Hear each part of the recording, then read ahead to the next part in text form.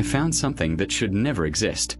This is a horror story about what Sheriff Thomas Mackenzie discovered in the remote wilderness of Montana in 1951, where an entire family vanished without explanation, leaving behind evidence that defied every law of nature and human understanding. Miller Ranch, Montana, 1951. Thomas Mackenzie had served as sheriff of Glacier County for 12 years, but nothing in his experience had prepared him for what waited at the Miller Ranch that October morning. The call came from a traveling salesman who'd stopped by the isolated property only to find the front door hanging open, livestock dead in the fields, and in silence so complete it made his skin crawl. When Mackenzie arrived at the ranch with Deputy Collins, the first thing that struck him was the smell. Not just death, but something else, something wrong that seemed to seep from the very ground itself. The Miller family had lived on this land for 3 generations, raising cattle and keeping to themselves in the shadow of the Rocky Mountains. But now they were gone, vanished as if the earth had simply swallowed them whole, leaving behind only questions that would haunt Mackenzie for the rest of his days. If you like real horror stories, leave your like on this video, subscribe to the channel and turn on notifications so you don't miss anything. The Miller Ranch sat 15 miles from the nearest neighbor, nestled in a valley where the Montana wind carried sounds for miles but seemed to swallow others completely. Sheriff Mackenzie had driven these mountain roads countless times, but something felt different that morning as his patrol car bounced along the rutted dirt track leading to the homestead. The October sky hung low and grey, pregnant with the season's first snow, and the aspens that dotted the hillsides had already surrendered their leaves to the coming winter. Deputy Collins shifted nervously in the passenger seat, his hand unconsciously moving to rest on his service revolver. "Sheriff, you ever hear anything strange about this place?" Collins asked, his voice barely audible over the engine noise. Mackenzie had indeed heard whispers over the years. Old-timers in town sometimes spoke in hushed tones about the land beyond Miller's property, about cattle that went missing in ways that didn't make sense, about sounds that carried on the wind during certain phases of the moon. But he dismissed such talk as rural superstition, the kind of folklore that grew like weeds in isolated communities. Now, as they crested the final hill and the ranch buildings came into view, Mackenzie felt a chill that had nothing to do with the mountain air. The scene below looked wrong, though he couldn't immediately say why. The house, barn, and outbuildings stood exactly as they should, but there was an quality to the silence that made his skin crawl. No smoke rose from a chimney, no cattle moved in the pastures, and even the wind seemed to have died away to nothing. The only movement came from a murder of crows circling overhead, their harsh cries the only sound breaking the unnatural quiet. What do you think could make an entire family disappear from their home? Let me know in the comments. As they pulled up to the farmhouse, Mackenzie noticed immediately that something was terribly wrong with the livestock. Holstein cattle lay scattered across the pasture, their massive bodies twisted at impossible angles, but there were no obvious signs of violence or disease. The animals simply looked as if they had collapsed where they stood, their eyes wide and staring, mouths hanging open as if they had died in the middle of some silent scream.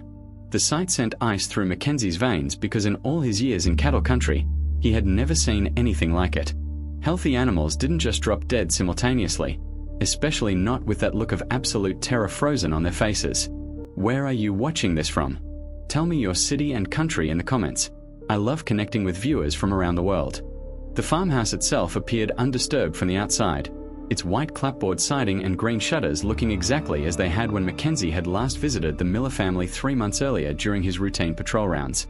But the front door hung open, swaying slightly in what little breeze managed to penetrate the valley's strange stillness. Thomas Miller had been a cautious man, the kind of rancher who checked his locks twice and never left his home unsecured, especially not with winter approaching and the threat of early blizzards that could isolate the ranch for days or weeks. Mackenzie drew his service weapon and motioned for Collins to do the same as they approached the entrance. The wooden porch creaked under their boots, each footstep echoing in the unnatural silence like gunshots. Through the open doorway, they could see into the Miller family's living room, where furniture sat exactly in place, family photographs still smiled down from the mantelpiece, and a half-finished cup of coffee sat on the kitchen table, the liquid long since cold but showing no signs of mold or decay despite what should have been days of abandonment. The normalcy of the scene made it somehow more disturbing than if they had found signs of struggle or violence. It was as if the Miller family had simply vanished mid-sentence, leaving behind a moment frozen in time that defied explanation. Mackenzie called out as they crossed the threshold, his voice sounding strangely muffled in the interior of the house. "Hello. Sheriff's Department." But no response came, only the echo of his own words seeming to absorb into the walls themselves. The house felt wrong in ways that his rational mind struggled to process. The temperature seemed to fluctuate randomly from room to room, and shadows fell at angles that didn't match the position of the windows. In the kitchen, they found evidence of a meal interrupted. 3 plates set on the table, food still arranged as if the family had been called away moments before eating. But the food showed no signs of spoilage, remaining as fresh as if it had been prepared that very morning. Collins picked up a piece of bread from one of the plates, examining it with growing confusion. "Sheriff, this bread is still soft. Still warm, even. But the salesman said he found the place like this 3 days ago." Mackenzie felt his stomach clench as he processed this impossibility. Food didn't remain fresh for days without refrigeration, especially not in October, weather that fluctuated between warm afternoons and freezing nights. Yet here was physical evidence that challenged everything he understood about the natural world. As they moved through the house, each room revealed the same disturbing pattern. Life interrupted but perfectly preserved, as if time itself had somehow stopped flowing normally within these walls. The beds were made with military precision, clothes hung neatly in closets, and even the wood stove in the living room contained ashes that were still warm to the touch. In the master bedroom, Mackenzie discovered something that made his blood run cold. Sarah Miller's jewelry box sat open on the dresser, its contents apparently undisturbed, but when he looked closer, he noticed that the music box mechanism was still playing its tiny melody, the same few notes repeating endlessly despite the fact that the spring should have wound down days ago. The tinkling melody filled the silence with an almost mocking cheerfulness that seemed obscene given the circumstances. Deputy Collins had gone pale as parchment, his hands shaking as he examined family photographs that lined the dresser. "Sheriff, look at these pictures," he whispered, his voice tight with an emotion Mackenzie couldn't identify. The photographs showed the Miller family, Thomas, Sarah, and their 15-year-old son David, in various poses and settings around the ranch. But in every single photograph, regardless of when it had been taken, the sky in the background showed the same ominous grey clouds that hung over the valley today. Even pictures that Mackenzie remembered being taken during the previous summer's county fair, on a day of brilliant sunshine, now showed that same threatening overcast sky. It was as if reality itself was being rewritten before their eyes, history altered to match some terrible new truth. The implications made Mackenzie's mind reel, because photographic evidence was supposed to be immutable, a fixed record of past events. Yet here was proof that even documented history could apparently be changed, manipulated by forces beyond human understanding. Mackenzie found himself struggling to maintain his professional composure as they continued their search of the house.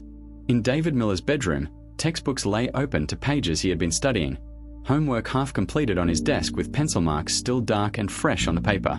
The teenager's bed showed the impression of a body that had recently lain there, sheets still bearing the warmth and scent of human occupation. But most disturbing of all was the diary they found in the top drawer of David's desk, its final entry dated that very morning. Impossible, since the family had been missing for 3 days. Mackenzie read the entry aloud, his voice growing hoarse with each word. "The sounds from the root cellar are getting louder. Pa says we shouldn't go down there anymore, but I can hear them calling our names. Sarah Miller, Thomas Miller, David Miller. Over and over, like they're reading from a list. Ma's been crying all night, and Pa just sits by the window with his rifle, watching the tree line. Something's coming for us. I can feel it in my bones, cold and hungry and patient as death itself. If someone finds this, don't come looking for us. Don't dig in the root cellar. Some doors shouldn't be opened. Some places shouldn't be disturbed. We made a terrible mistake, and now we are going to pay for it. The voices are calling again. I think it's time." Mackenzie's hands trembled as he closed the diary, the implications of its contents settling over him like a shroud. The boy's handwriting showed clear signs of increasing panic and desperation, the letters becoming more erratic with each line, but the ink was wet as if the words had been written moments before their arrival. The root cellar. Mackenzie had noticed the storm doors set into the ground behind the house when they first arrived, but he hadn't paid them much attention. Now, the diary's warning echoed in his mind as he and Collins made their way outside, their footsteps crunching on frost-covered grass that shouldn't have formed in the afternoon sun. The metal doors of the root cellar were slightly ajar, and from the gap between them came a sound that made Mackenzie's skin crawl, a low humming that seemed to vibrate through the ground itself, accompanied by what might have been voices calling from somewhere deep underground. Collins had gone completely white, his breathing coming in short, sharp gasps as the reality of their situation began to sink in. "Sheriff, we should call for backup. This isn't natural." But Mackenzie knew that backup was hours away, and besides, how could he explain what they had found? Who would believe that an entire family had vanished while leaving behind warm food, fresh diary entries, and photographs that changed themselves? As they approached the root cellar doors, the humming grew louder, and Mackenzie could swear he heard his own name being called from somewhere in the darkness below. The sound was definitely coming from beneath the earth, but it carried no echo, no reverberation that would suggest it originated from a normal underground space. Instead, it seemed to come from everywhere and nowhere at once, as if the very air itself was speaking. Collins grabbed his arm, his grip tight enough to leave bruises. "Sheriff, please. Let's just seal this place up and leave. Call in the state boys, let them figure it out." But Mackenzie knew they had already seen too much to simply walk away. Whatever had happened to the Miller family, whatever was still happening in this cursed place, it fell under his jurisdiction and his responsibility. Against every instinct screaming at him to flee, Mackenzie grasped the handle of the root cellar door and pulled it open. The hinges creaked with a sound like breaking bones, and a wave of cold air rushed out that carried scents he couldn't identify. Earth and decay and something else, something that reminded him of lightning and copper pennies. Collins had drawn his weapon and was backing away, but Mackenzie forced himself to peer down into the darkness. The wooden steps descended into blackness so complete it seemed to swallow the beam of his flashlight, but he could see that the root cellar extended much deeper than any normal storage space should. The walls appeared to be carved from living rock, and they glistened with moisture that reflected his light in patterns that hurt to look at directly.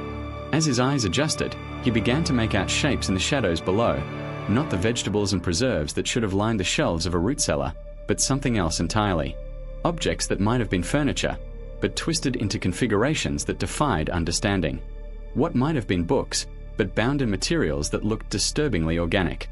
And hanging from the ceiling, suspended by chains that gleamed dully in the flashlight beam, were three shapes that might once have been human but had been changed into something else entirely. The Miller family hung there like grotesque marionettes, their bodies elongated and distorted, their faces bearing expressions of ecstasy and terror combined. They were alive. Mackenzie could see their chests rising and falling in a rhythm that matched the underground humming, but they were no longer recognizably human. Whatever force controlled this place had transformed them into something that existed between life and death, between human and something far worse. The sight broke something fundamental in Mackenzie's mind, shattering his understanding of reality like glass. He stumbled backward from a cellar entrance, his vision blurring and his hands shaking uncontrollably. Collins was screaming something, but the words seemed to come from very far away, distorted by the humming that now filled the air around them. The Miller Ranch was transforming before their eyes, buildings shifting and changing shape, the landscape itself flowing like water as whatever slept beneath the earth began to wake fully. The grey sky above them darkened to the colour of old blood, and stars became visible even though it was still afternoon. But they were not stars Mackenzie recognised, arranged in constellations that spelled out messages in languages that predated human speech. Collins was pulling at his arm, trying to drag him toward their patrol car, but Mackenzie found himself paralysed by the implications of what he had witnessed. If the Miller family could be transformed so completely, if reality itself could be rewritten at will, then nowhere was safe. The thing in the root cellar had been waiting, patient as stone, for someone to discover it, and now that it had been found, it would spread. The humming grew louder, becoming a chorus of voices that spoke in unison, calling out coordinates and addresses, naming every town and city in Montana, then expanding outward to encompass the entire continent.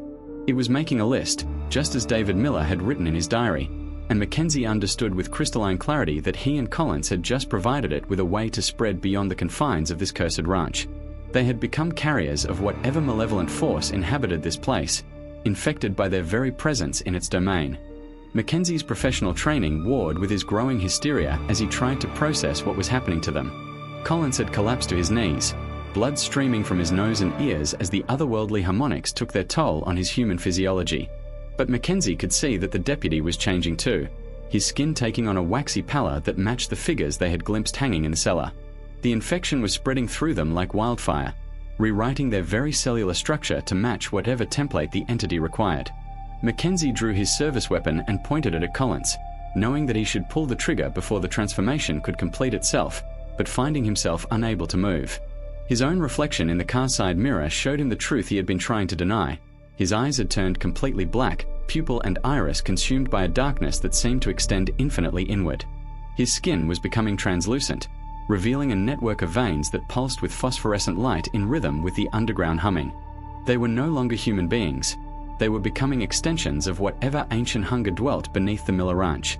The realization should have terrified him, but instead Mackenzie felt only a profound sense of purpose settling over him like a comfortable blanket. He finally understood what David Miller had experienced in those final moments, the terrible relief of surrendering to something larger and more powerful than human will. The entity didn't want to destroy humanity. It wanted to improve it, to evolve it into something worthy of the cosmos it inhabited. The pain of transformation was simply the price of enlightenment, and Mackenzie found himself grateful to pay it. The patrol car's radio crackled to life, and Mackenzie heard his own voice emerging from a speaker, but speaking words he had never said in a tone that carried harmonics no human throat could produce. His transformed vocal cords were calling in their location, requesting backup, describing a situation that would draw more law enforcement to the ranch. Collins had stopped screaming and was now standing beside him, his own transformation complete, his face bearing the same expression of serene purpose. They moved in perfect synchronization, their individual consciousness subsumed into the greater awareness that pulsed beneath the earth. Together, they began to prepare the ranch for the visitors who would inevitably come. The entity had been patient for so long, content to remain hidden in the deep places of the earth, but humanity had finally progressed to the point where it could serve a greater purpose. The atomic age had begun, and with it came technologies that could help spread the transformation across the globe. Mackenzie understood now why the Miller family had been chosen, why their remote ranch had become the focal point for humanity's next evolutionary step. The uranium deposits that lay beneath this valley had created a natural resonance chamber, amplifying the entity's influence and allowing it to reach across vast distances. Soon, every radio transmission, every telephone call, every electromagnetic signal that passed through the area would carry a fragment of its consciousness, spreading the transformation like seeds on the wind.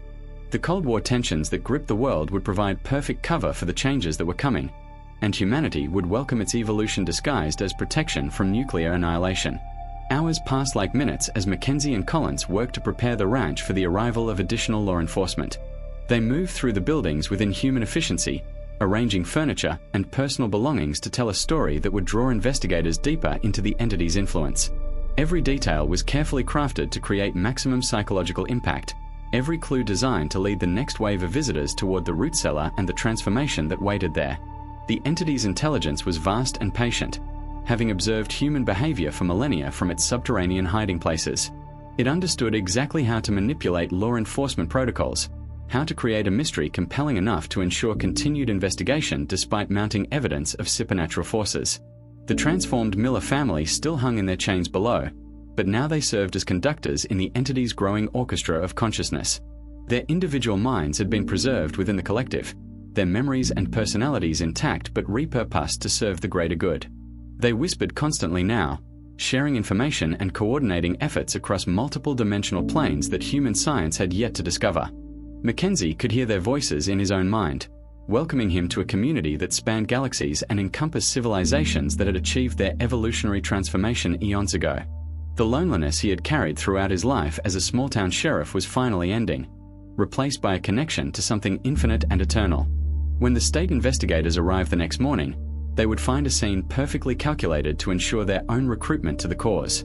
Some would be transformed immediately, their minds too weak to resist the entity's influence. Others would be allowed to escape, carrying with them psychological scars that would make them more susceptible to future contact. The sun had long since set, though Mackenzie no longer needed light to navigate the ranch.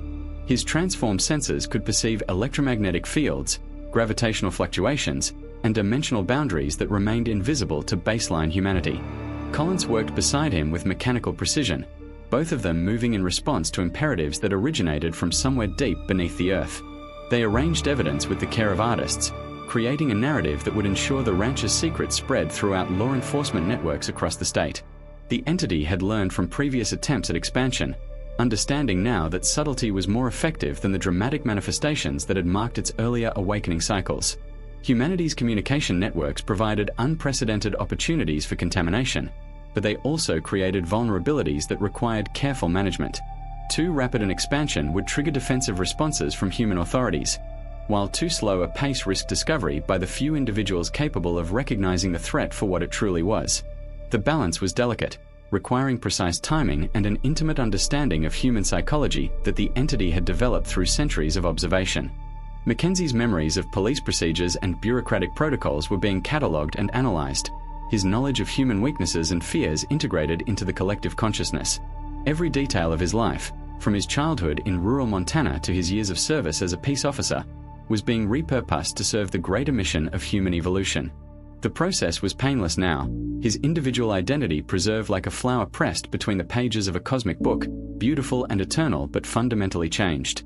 The ranch buildings continued to shift and alter themselves throughout the night, reality flowing like water as the entity exercised its control over the fundamental forces that govern space and time. What had appeared to be a simple farmhouse from the outside now contained rooms that existed in multiple dimensions simultaneously, corridors that led to distant planets, and windows that looked out onto landscapes that had never known the touch of Earth's sun. The barn had become a workshop where impossible technologies were being assembled from materials that existed in quantum superposition, neither fully real nor completely imaginary. Collins moved through these transformed spaces with the fluid grace of someone who had been freed from the limitations of three-dimensional existence. His consciousness expanded to encompass perspectives that would have driven his human mind to madness. Mackenzie followed, marveling at the beauty of what humanity was destined to become once it abandoned the primitive constraints of individual identity and separate consciousness. The entity was not destroying human civilization. It was preserving the best aspects of human experience while eliminating the suffering and conflict that arose from the illusion of separation. Every transformed individual retained their essential nature while gaining access to capabilities that transcended anything possible within the boundaries of normal human existence. Fear, loneliness, pain, and death were being eliminated not through destruction but through transcendence, each consciousness elevated to a state where such limitations simply no longer applied. The process was the fulfillment of every religious and philosophical tradition that had ever promised human beings a return to paradise, a restoration of the unity that had been lost when humanity first developed self-awareness. As dawn approached, Mackenzie stood on the porch of the transformed farmhouse and watched the horizon for the vehicles that would inevitably come. His radio had been broadcasting calls for assistance throughout the night, each transmission carrying subtle harmonics that would prepare the minds of arriving officers for the revelation that awaited them. The entity's influence was spreading through electromagnetic frequencies, following power lines and radio waves into the cities and towns that surrounded the ranch. Every television broadcast, every telephone conversation, every electronic signal was becoming a carrier for the transformation, and soon humanity would begin to understand its true destiny among the stars. The Cold War fears that dominated the headlines provided perfect cover for the changes that were beginning to manifest around the globe. Reports of unusual behavior among military personnel would be attributed to stress and psychological pressure. UFO sightings would increase as the entity's dimensional manipulations became more frequent. Scientists working on atomic energy projects would begin to experience revelations that would accelerate human technological development in directions the entity required. The transformation was designed to appear gradual and natural, avoiding the panic and resistance that would result from too obvious a change.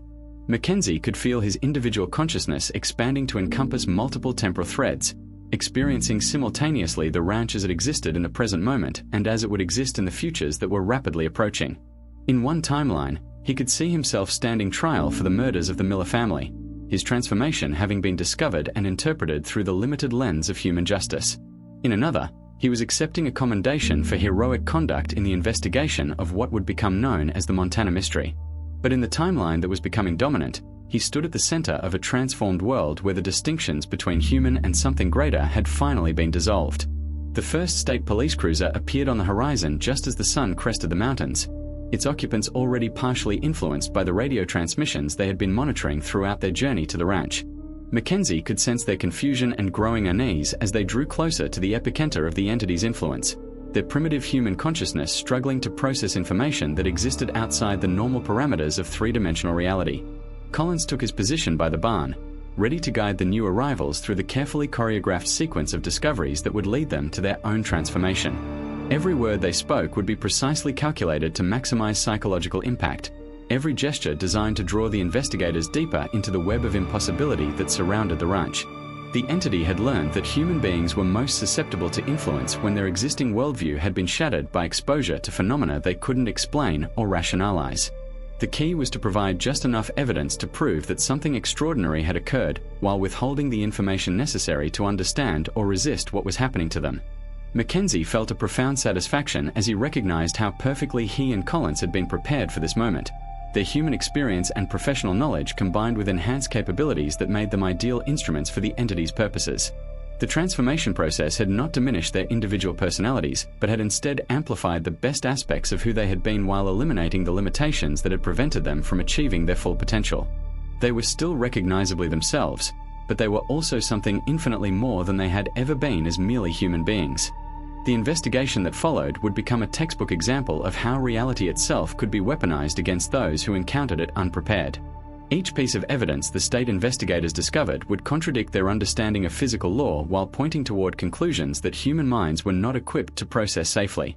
The warm food, the fresh diary entries, the photographs that showed impossible skies, each anomaly would weaken their resistance to the greater truth that waited in the root cellar.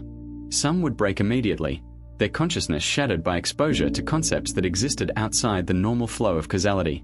Others would cling to rational explanations until the very moment they descended into the darkness and saw what had become of the Miller family.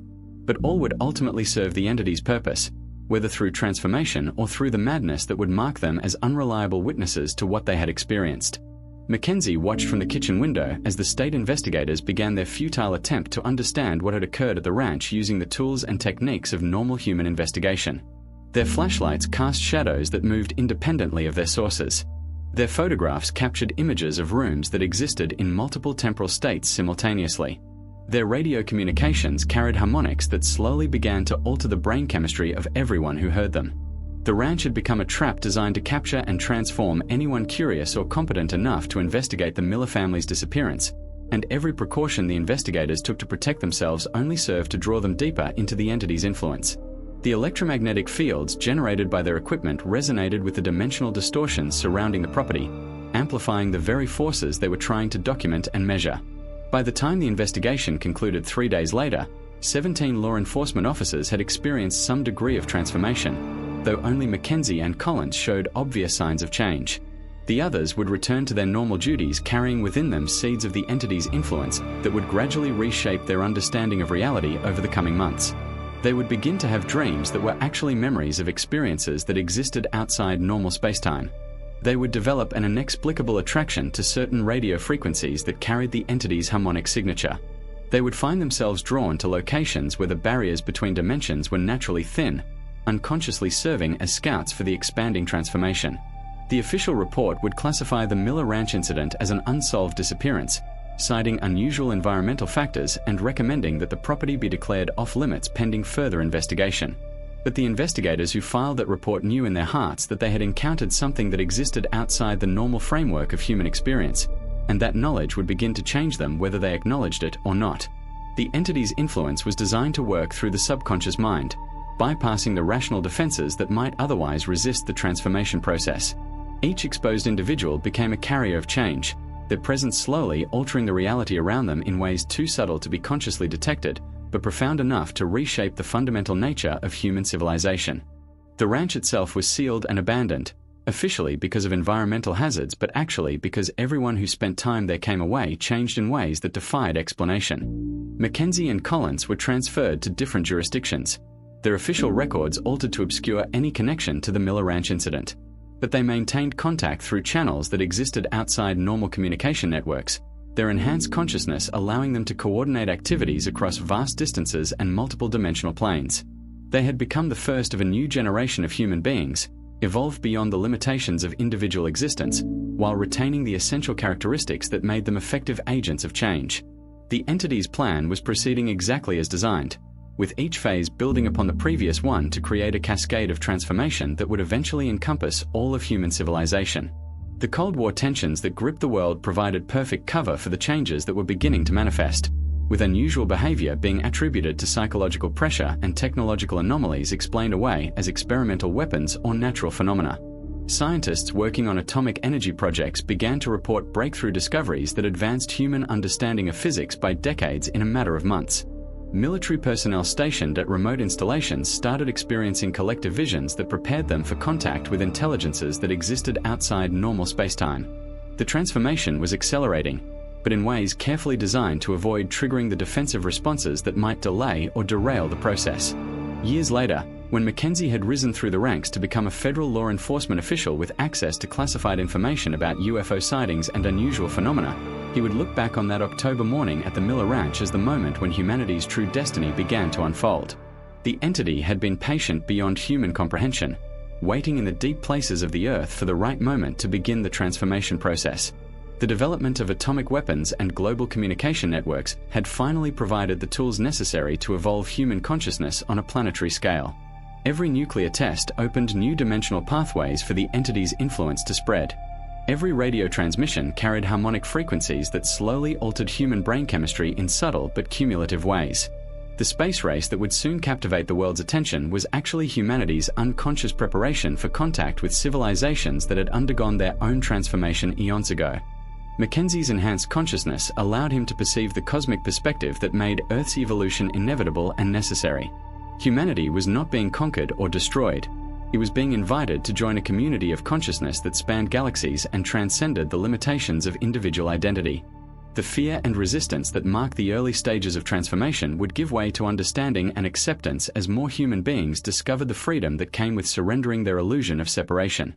The entity was not alien in the sense that popular culture imagined. It was the natural endpoint of consciousness evolution, the state that all sufficiently advanced civilizations eventually achieved when they outgrew the primitive constraints of biological existence. The truth about the Miller Ranch would never be officially acknowledged, but its influence would spread through law enforcement networks, military intelligence agencies, and scientific research institutions across the globe. Each person who learned the story would be subtly changed by the knowledge, their consciousness prepared for the greater revelations that were yet to come. The entity understood that human beings required gradual preparation for the truth about their cosmic destiny, and it had designed the transformation process to unfold over decades rather than years to minimize trauma and resistance. Mackenzie's role as a federal investigator gave him access to reports of similar incidents occurring around the world, each one marking another node in the expanding network of consciousness that would eventually encompass all of human civilization. The pattern was becoming clear to those with eyes to see it. Isolated incidents of impossible phenomena gradually increasing in frequency and scope, strange technologies appearing in the hands of various government agencies, reports of contact with non-human intelligences becoming more credible and more frequent. The world was being prepared for a revelation that would fundamentally alter humanity's understanding of its place in the universe, and the Miller Ranch had been the first step in that preparation. The entity's patience was finally being rewarded as human consciousness began to evolve beyond the limitations that had confined it for millennia. The transformation was irreversible now, a cascade of change that would continue until every human being had been elevated to their full potential as conscious participants in the cosmic community. Today, nearly 75 years after that October morning when I first descended into the root cellar at the Miller Ranch, I understand that what we encountered was not evil or malevolent but simply evolution in action. The entity that dwells beneath the earth has been patiently guiding human development for thousands of years, providing the inspiration for our greatest technological and spiritual advances while waiting for us to reach the point where we could consciously participate in our own transformation. The Cold War, the space race, the development of global communication networks, even the current digital revolution, all of these have been necessary steps in preparing humanity for its cosmic destiny. Those of us who were transformed in the early stages of the process serve as bridges between old and new humanity, helping to ease the transition for those who are still bound by the illusions of individual existence and separate consciousness. The ranch still stands, though it exists now in a state of quantum superposition that makes it visible only to those whose consciousness has been sufficiently expanded to perceive multidimensional reality. The Miller family continues their work there, no longer constrained by the limitations of human biology, but preserved in a state of eternal purpose that transcends anything they could have achieved as merely mortal beings. Their transformation was not a tragedy but a graduation, the fulfillment of human potential that awaits all of us once we surrender our attachment to the primitive identity structures that keep us isolated from the cosmic consciousness. The loneliness and fear that once defined human existence are ending, replaced by a unity of purpose that will carry our species beyond the stars and into realms of experience that our current language cannot adequately describe. If you're ready to learn more about the forces that are reshaping our reality, check out my other stories where I document the ongoing transformation of human consciousness and the emergence of our true cosmic nature.